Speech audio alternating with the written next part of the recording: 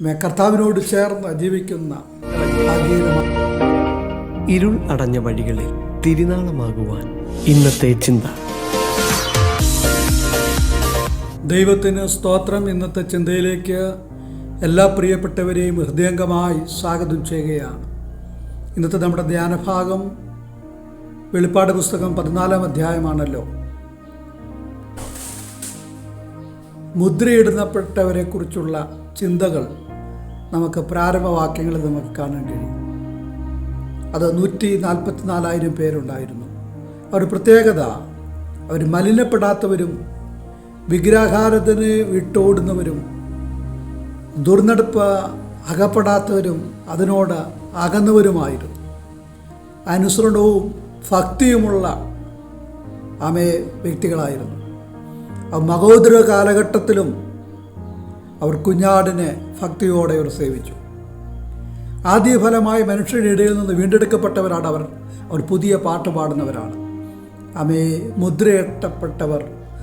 മുദ്രയേറ്റപ്പെട്ടതിനനുസരണമായി അവർ ജീവിക്കുന്ന കാലഘട്ടത്തിൽ ദൈവഭയവും ഭക്തിയും അനുസരണമുള്ളവരായി നിൽക്കുന്നതിനെക്കുറിച്ചുള്ള ദർശനം യോഹന്നാൻ പങ്കുവെക്കുകയാണ്.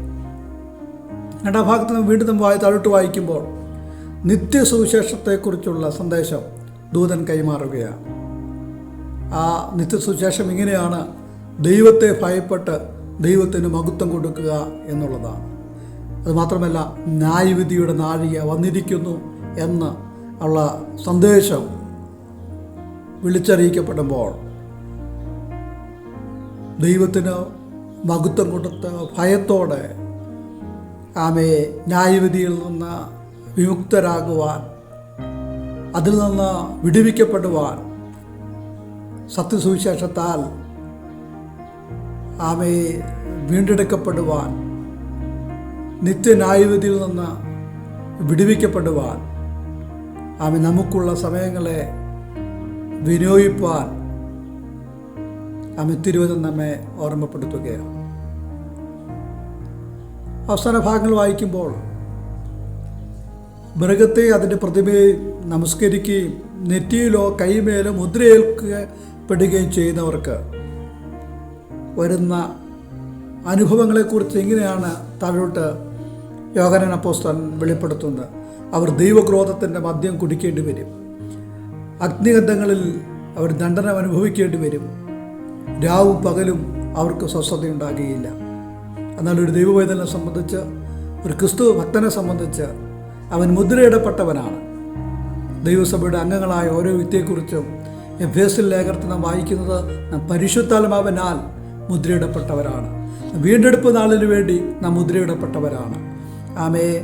അങ്ങനെ മുദ്രയിടപ്പെട്ട നാം ജീവിക്കുന്ന കാലഘട്ടത്തിൽ ഒന്നുകിൽ നമ്മുടെ കർത്താവ്, വാഴ്ത്തപ്പെട്ട കർത്താവ്, അവൻ വേഗത്തിൽ നമ്മെ ചേർപ്പാൻ പ്രത്യക്ഷനാകുമ്പോൾ, വെളിപ്പെടുമ്പോൾ നാം രൂപാന്തരപ്പെട്ട് അവനോട് ചേരത്തക്കവണ്ണം, അല്ല കർത്താവിന് വരവ് മുമ്പ് നാം മരിച്ച് അടക്കപ്പെട്ടാൽ നമ്മുടെ ഈ മൺമയമായ ശരീരം രൂപാന്തരപ്പെട്ട കർത്താവിനെ എതിരേൽപ്പാൻ മേഘങ്ങൾ നാം എടുക്കപ്പെടണമെങ്കിൽ, കർത്താവിൻ്റെ ആ കാഹളനാദം കേൾക്കണമെങ്കിൽ നാം വിശുദ്ധിയോടെ വിശുദ്ധ ജീവിതം നയിക്കുന്നവരായി, മുദ്രയിടപ്പെട്ടവരായി കർത്താവിന് വേണ്ടി നിലകൊള്ളുവാൻ തിരുവചനം നമ്മെ ആഹ്വാനം ചെയ്യുകയാണ്.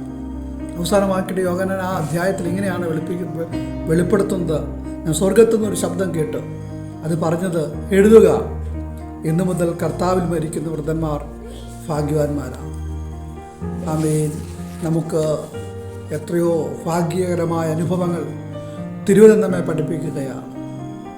നമ്മുടെ ജീവിതത്തിൽ ഒന്നാം പുനരുത്ഥാനത്തിൽ പങ്കുള്ളവരാകത്തക്കവണ്ണം ഭാഗ്യകരമായ, കർത്താവിനോട് ചേർന്ന് ജീവിക്കുന്ന ഭാഗ്യകരമായൊരു അനുഭവം കർത്താവ് നമുക്ക് നൽകട്ടെ. നാം കേൾക്കുന്ന ദൈവശബ്ദത്തിന് നമ്മെ തന്നെ വിധേയപ്പെടുത്താം. നിത്യതയ്ക്കായി ഒരുങ്ങാം. കർത്താവ് വചനങ്ങളാൽ നമ്മെ സഹായിക്കുമാറാകട്ടെ.